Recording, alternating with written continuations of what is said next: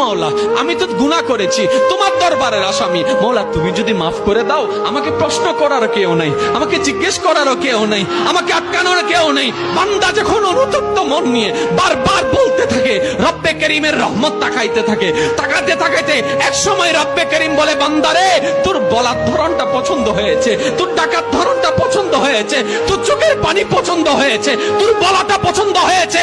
এবার মওলা বলে, আমি তোর সারা জীবনের কত গুনাহ করছিস? বান্দা বলে, মওলা 40,000 পার হয়ে গিয়েছে। কেউ বলে যে মওলা পাহাড় পরিমাণ হয়েছে, কেউ বলে যে মওলা আসমান পরিমাণ হয়েছে। এবার মওলা বলে যে আমি মাফ করে দিলাম, আমি মাফ করে দিলাম, আমি মাফ করে দিলাম, আমি মাফ করে দিলাম, আমি মাফ করে দিলাম, আমার বান্দাকে আমি মাফ করে দিলাম। ফেরেশতা বলে, মওলা এত বড় গুনাহগার, এত বড় আসামি, হাজার গুনাহগার, হাজারটা গুনাহ, তওবা করেছে একবার, মাফ চেয়েছে একবার, তুমি মাফ করে দিলা, তুমি মাফ করে দিলা। রব্বে করিম বলে, মাফ করবো না তো কি করব?